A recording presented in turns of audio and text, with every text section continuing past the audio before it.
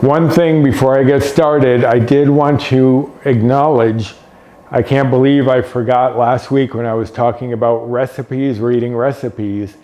I forgot to mention when I was talking about the comma and how you would measure something and then do whatever was after the comma. I forgot to mention divided. I can't believe it. So I figured I'd throw that one in here now. I did write up something in the description box, but some people may not have seen that. So I wanted to mention it here that when a recipe says comma divided, that means, say it says 3 tablespoons of sugar divided. That means that 2 tablespoons might be going into one part of that dish and 1 tablespoon, say, might be going on a topping or something like that. So if it says divided, that means do not throw it all in at once. Make sure you read through the recipe and see how much is going where, because it's going to be used in at least 2 different parts of the recipe. So I wanted to get that out there before I started in on our measurements.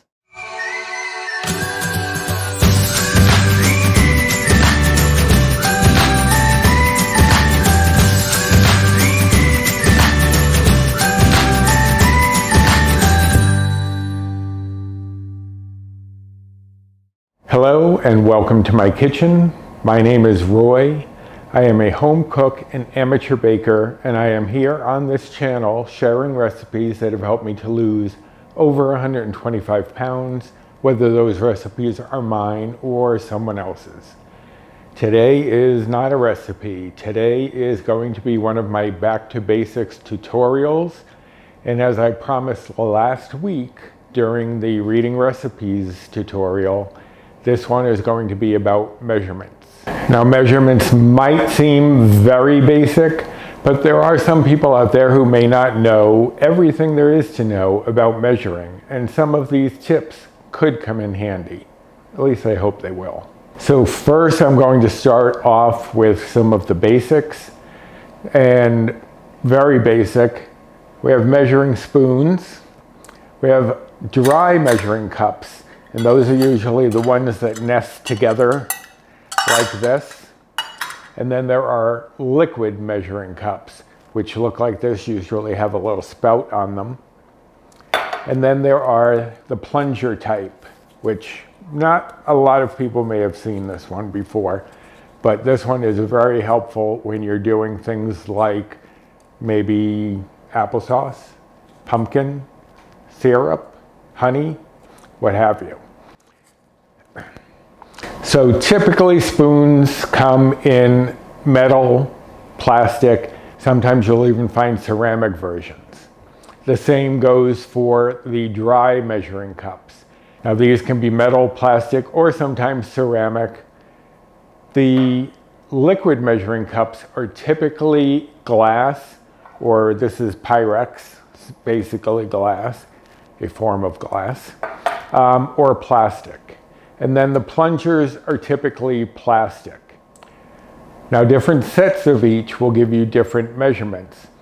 This is one of my smaller sets, and this goes from 1/4 teaspoon to 1/2 teaspoon to 1 teaspoon to 1 tablespoon. That's usually the most standard. You'll find just the 4. This other one I have here goes from 1 tablespoon, 1 teaspoon, goes to 3/4 teaspoon, which the other one did not have, 1/2 teaspoon, 1/4 teaspoon, and 1/8 teaspoon, which the other one did not have. Now, do you need to have the other measurements? No, you could get away with doing the 4. If you had, say, needed a 3/4 teaspoon, you just use 3 of these, or 1/2 and 1/4. And if you need 1/8 of a teaspoon, you just go with 1/2 of a 1/4 teaspoon. So you don't need to have a great variety of spoons. As long as you have the basic 4, you can manipulate them to get what you need. But I do suggest having 2 sets, one for dry and one for liquid. Now this is the set that I use for liquid more because it's got a bowl and it just fits liquids better. And this set, which is more rectangular, I tend to use for dry. And it's not that I've never crossed them, but that's typical because if I'm baking something or cooking something that needs dry and wet, I don't want to have to then go clean off the spoon because I forgot to scoop out something dry before I did something wet. Now, if you don't have multiple sets and don't want to get multiple sets, that's not a problem. Just, it's best to measure your dry ingredients first, then measure your wet ingredients. Now, for the dry cup measures, typically, just like the spoon set, you get typically a set of 4. Sometimes companies will include off measurements, but typically they'll go 1/4 cup, 1/3 cup, 1/2 cup, and 1 cup. And that should cover you for pretty much anything. I have seen some that do 3/4 cup, 2/3 cup, 1/8 cup. So there are bigger sets, but as long as you have the basic 4, that's all you really need. Now, for liquid measuring cups, these typically come in different sizes. This one here is a 2-cup measure. They usually start at 1 cup, go to 2, 4, and then 8, which is a very big one. Now, we do have a 4-cup measure, but we don't have the 8. Now, the plunger is interesting because the plunger style of measuring cup usually has a variety of measurements on here. This one starts with pints, cups, ounces, and milliliters. And then it also has cups and milliliters again, but this time it lets you fill up to the top. Here on this side, it fills up to a certain line just under the top. So you have to make sure you're aware of what you're measuring. I have another one that actually measures teaspoons and tablespoons. This gives you a lot more variety, but a lot of these are not good for liquids because if the seal around here, there's like a rubber seal around the edge to keep liquids from going through. Some seals are not as secure, so I wouldn't recommend measuring liquids in here. Typically what I'll use this for is peanut butters, honey, syrup, pumpkin, applesauce, that kind of thing. Something that, because you fill it up to whatever you need, and then you just put it over the bowl and plunge it in, then scrape off the bottom here. Another thing you want to do is say you don't have a plunger type measuring cup. That's not a problem.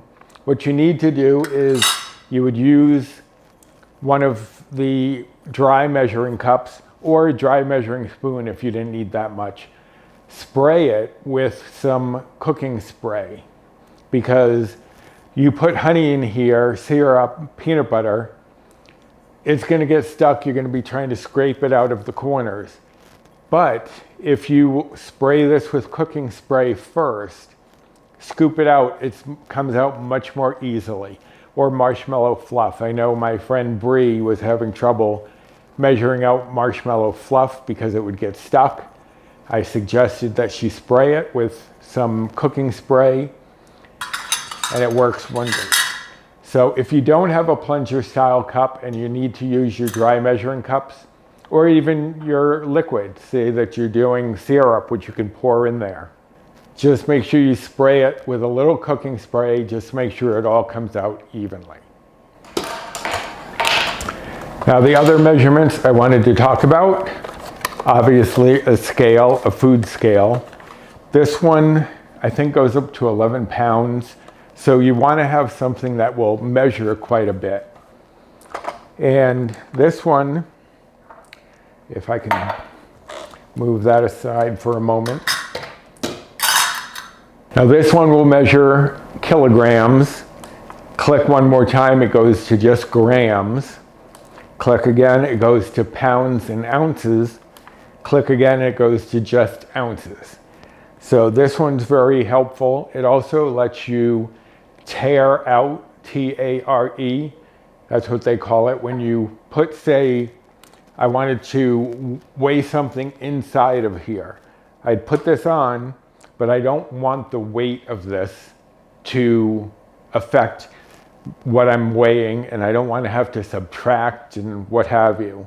So when you tear out, what you're doing is basically just bringing it back to 0. So you just hit the 0 button, or the power button in this case. And that zeroes it out, so now you can, whatever you put in there, you know is the exact weight. You don't have to try to adjust and calculate what's the difference, what am I actually weighing here. Now, one other thing I did want to mention, because especially with I Track Bites, WW, anyone on a weight loss journey, if you're trying to weigh very low measurements like I will do in my yogurt, sometimes some of the powdered peanut butter, but I don't want to add any bites or points to it. So I have to go to just 3 grams. If I tried to weigh just grams on here, it would not register until maybe I got up to 5 grams, and then I'd be over. So what you would do, I'm going to go back over to grams, clear this out, and now it's at 0 with nothing on it. So I would take my bowl that I'm going to measure it into, put it on there, and it's at 95 grams. Now, this time I would not tear it out. I would not bring it to 0. And let me grab a little powdered peanut butter to show you. Okay, this is kind of like on the edge. It keeps bouncing between 95 and 96 grams. So I'm going to go with the 96 because it's closer to that. Because if it's bouncing back and forth, it's like right on the edge. So I'll go with the higher number. So what I want to do is go to 99 to make sure I'm getting 3 grams of this powdered peanut butter. So I'm just going to tap it in here until I get to 99. Now, if you happen to lay the bag on the bowl, that's going to register as weight. So you want to make sure you're above the bowl. And 99. So now I know this is 3 grams of powdered peanut butter. So it's just good practice if you're doing very low amounts to put a bowl on it, don't zero it out. Or you can do what my friend Jennifer Lynn does. You zero it out, put whatever you're going to be measuring on there, and then do a negative count. So what she would do is have this on here, it's at 148. So she would scoop out until she got to 145, the 3 grams that she wanted. Okay, so 141, so that's too much. 144. So now it's at 145. So this would be 3 grams because I started at 148, took 3 grams out to get to 145. So that is measuring on a scale. So let me move this out of my way. And I'm going to bring in my scoops. Now these are great for lots of things. Typically you will see them used for making cookies. You want to use a scoop like this because then you know that each cookie is the same size. You would scoop it out, press it against the bowl, and you would have it filled with the exact same amount so all the cookies would cook at the same time. You can also use these for meatballs. You can use them for ice cream. You can use them for pancakes. I have larger ones that I will use to portion out pancakes. So I have a small one that is about a tablespoon. I have a medium one, which is about a tablespoon and a half. And then I have a larger one, which is about 2 tablespoons, 2.5 tablespoons. That way, no matter what size I need, this should cover pretty much anything. Now I've shown this before, how on the inside, the little sweeper here, there is a number on a lot of them, not on all of them, depends on the manufacturer. But there are numbers on the inside. So what this number on the little sweeper here means is how many scoops of this size it would take to make 1 quart. So this one is a number 16. That means it would take 16 scoops to make 1 quart. This one is a number 30. So it would take 30 scoops to make 1 quart. And this one is a number 50. So this one would take 50 scoops to make 1 quart. So that's what the numbers mean. And the smaller the number, the bigger the bowl of the scoop is going to be, because you need fewer of those size scoops to make 1 quart. Okay, so now that I've gone over these very basics, let me move a few things and I'll go over a couple of other little tips. Now, one thing when you are measuring flour, it's recommended that you aerate the flour, like shake it up, then spoon it into whatever measuring cup you are using, and then scrape off to level the top. I will confess, I don't always do that. I will sometimes just scoop in, shake it down, and I'm done. I haven't had too many problems with doing that, so I'm not going to be overly fussy about it. But if you want to do it that proper way, then that is totally fine. Now, we've all heard that 8 ounces is 1 cup, but that's liquid. That's 8 fluid ounces is 1 cup.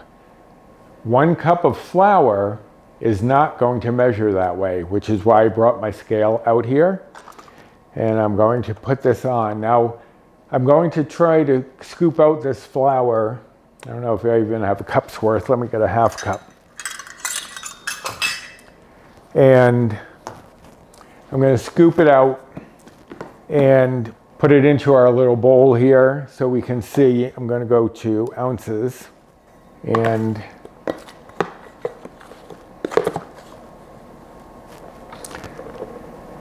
so shake it down, pour that in. It's a good thing I didn't use the cup. And this half a cup, which should be 4 ounces if you're going by the fact that a cup is 8 ounces, this is only 2.6 ounces, because dry goods do not measure the same as wet goods. So if it tells you, because sometimes recipes will list flour and things like that, especially baking recipes, as a weight as well as a dry measure, don't assume if it says you need 8 ounces of flour that that's a cup, because it's not. 1 cup of flour is about 4.5 ounces. 1 cup of oatmeal is about 3 ounces. So just remember that the rule of 8 ounces is for liquid items, not for dry items. That could definitely lead to some problems, especially if you're baking something and then you have a cup of flour, which is only 4.5 ounces. That's just over half the amount that you needed for the recipe. So you might be mixing it all together and think, why is this batter so liquid? It's because a cup is not always 8 ounces. Remember, that's only for liquid items. Now, when you are using brown sugar or say shortening, if you happen to be using shortening for something, what you want to do is pack that in. Brown sugar will usually say 1 cup of packed brown sugar. What that means is it wants you to scoop it out. Actually, let me show you with my swerve. I think I need to get a refill on this. I'm running low. But what I will do with the swerve brown sugar is I will scoop it up like this until it gets full, and then I will press it against the sides to make sure it is packed in there. Because when they want you to do a packed cup, that's what it means. So it should come out in the shape of the cup, and it did. So that is what you were looking for. So you can either press it against the sides like I did here, or you can spoon it in, press it in while you're filling it so that it's getting down into those corners. And keep it over the container just in case any of it falls out. So that way you'd then again have it forming the shape of whatever measuring vessel you are in. If it's a teaspoon, tablespoon, whatever, I will scoop it up, press it against the sides. And that's the way you would measure either brown sugar or shortening, or like say you're using a light butter. Butter itself, as most of you no doubt know, has measurements on it for each tablespoon. Sometimes it'll measure even half tablespoons. But if you're using a light butter, something you can spoon out, scoop it, press it against the sides because you want that packed in there. All right, so for measuring liquids, on the side here, it'll show you the cups, the ounces usually, and sometimes it'll show on one side, like this side shows the in-between measurements, this side shows the ounces, and again, those are fluid ounces. So 1 cup you'll see is 8 ounces because that is the fluid measure. This one even has, I don't know if you can see on the inside, it has a view so that if you were looking in at it like this, as you're pouring, you can get an idea of where it's coming up to. I've had some that have like a weird little lip with measurements on it, and I found that those aren't always accurate. So the best method for pouring liquids in and checking to make sure you have the right amount is simply keep it on a level surface. Do not pick it up like this. Your arm could be tilted a little bit and you would be coming up with an off measure. So you keep it on a level counter, table, what have you, and then you'd have to get down to that level and look at it to make sure it's at the line. So measuring wet items in a spoon would be a little different because if you set it down on the counter, it's leaning a little bit. So you have to try to hold it even and pour it in. What I do is I will hold it against something like this so that if any spills over, it gets caught, and I will pour it this way, especially since my hands aren't always steady. It's just a little easier for me to do it this way. But that way you can hold it level and pour into it. Now you don't want to do this if you're over the bowl with all of your other ingredients. You don't want to measure anything over the bowl. Just like you don't want to crack an egg into the bowl because if a shell goes in, you may not see it. You do not want to measure over the bowl that you are putting all of your ingredients in. Say I'm doing some almond milk and I'm pouring it into this, my arm jerks. I just suddenly splashed maybe 2 tablespoons into the batter. So you'd never ever want to measure over whatever bowl you're adding your ingredients into. Okay, so a few other terms that you might see in a recipe as far as measuring is a pinch. And I've talked about this before where basically you're going to go in and you're just going to pinch up salt or whatever and throw it in. A dash is a little bit more than a pinch. That's equivalent to about 1/8 teaspoon. So if you wanted to measure, you could just use 1/8 teaspoon. If you get something that says a heaping teaspoon, a heaping tablespoon, a heaping 1/4 cup, that just means you're going to scoop it up. Whatever's on there, you're going to just dump it in. You're going to leave it mounded and not try to flatten it out. Now scant, as I mentioned last time, is where you go just under the amount. So say it's a scant 1/4 cup. Then you would fill it up, but take a little bit out so that you could still see a bit of the cup edge itself. You don't want it full to the top. So I am also going to mention here, and I'm going to show them written out here, are the abbreviations that you will see for a lot of recipes, such as tablespoon is often TBSP with usually a capital T. When you see the capital T, that usually means you want the bigger spoon, the capital spoon. Sometimes you will see it as TBS as well. And sometimes you'll just see TB with a capital T, but typically in most recipes in the United States at least, it would be TBPS or TBS with a capital T. Now for teaspoons, you'll see a lowercase t, and it's usually TSP, as I'll show you here. I don't think the only other way I've seen it listed is I would see sometimes lowercase t with a period, meaning they assume if you know a capital T is going to be a tablespoon, a lowercase t is going to be a teaspoon.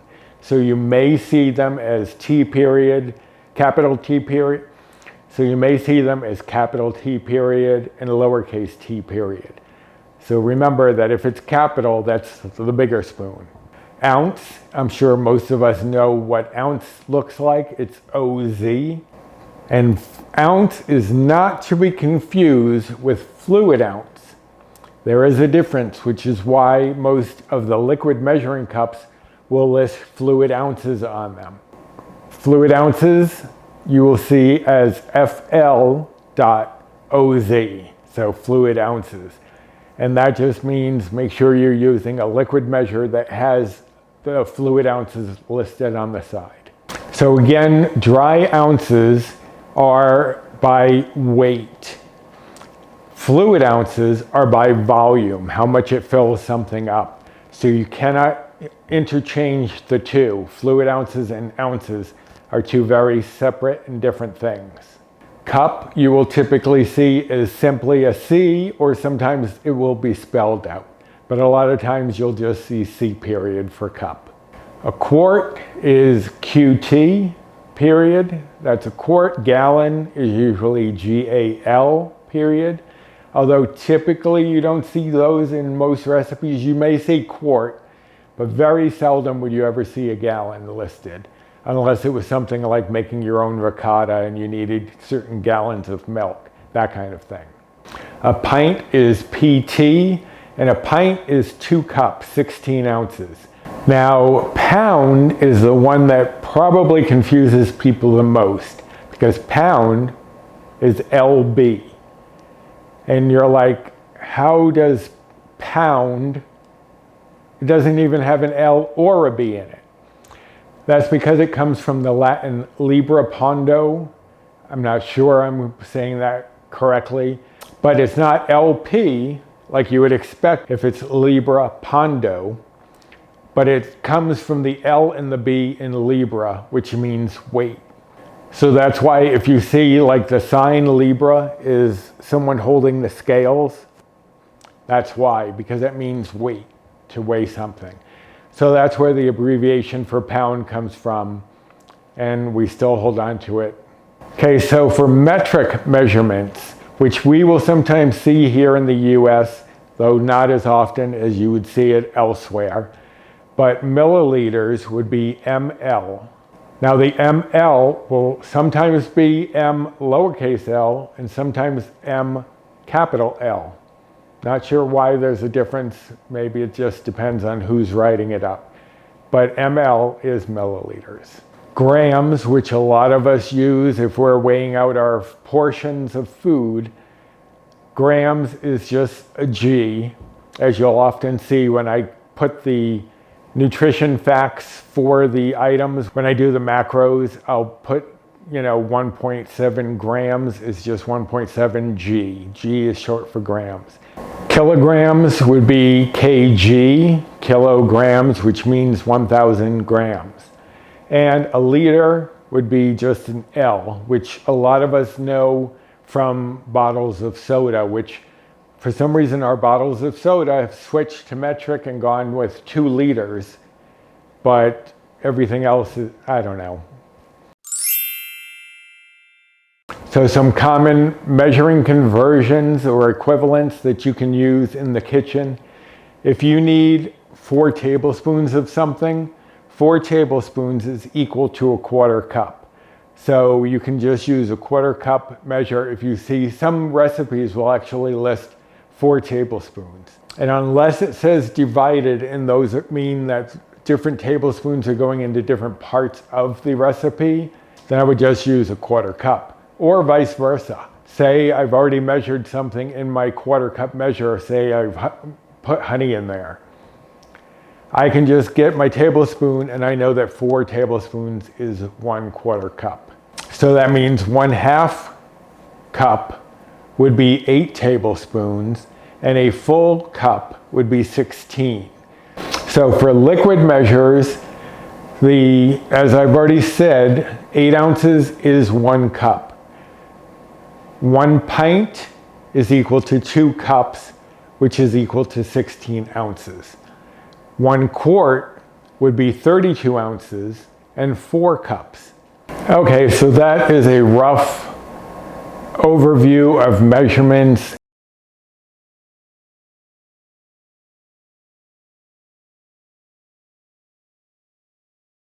and conversions and what not to convert, like dry ounces and fluid ounces.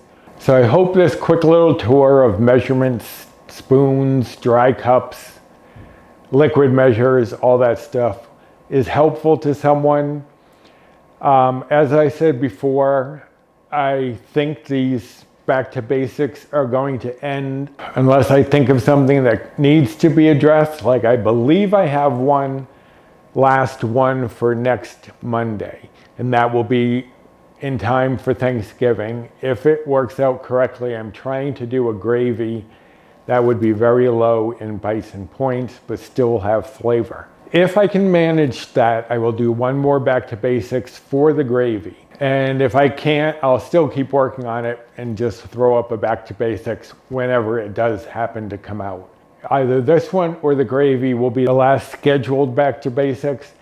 And then I'm going back to just the 2 main recipe videos until, like I said, something else might come up. So I hope you enjoyed this, or at least learned a little something. And if you did, I hope you'll give me a thumbs up. Subscribe to my channel if you haven't already and you're looking for recipes that can help you on a weight loss journey. And hit the notification bell for the next time I upload any sort of video. Comment down below if you found this helpful. If there might be some back to basics that you'd like to see that I haven't covered, I can maybe address that at some point. And also follow me over on social media. Here is my Instagram handle. And there are 2 Facebook groups that I'm part of. One is mine, Recipes with Roy, and the other is Finding Our Way, WEIGH. And that one I co-admin with Jennifer Lynn from the Jennifer Lynn channel and Bree Coleman from Balancing Life with Bree.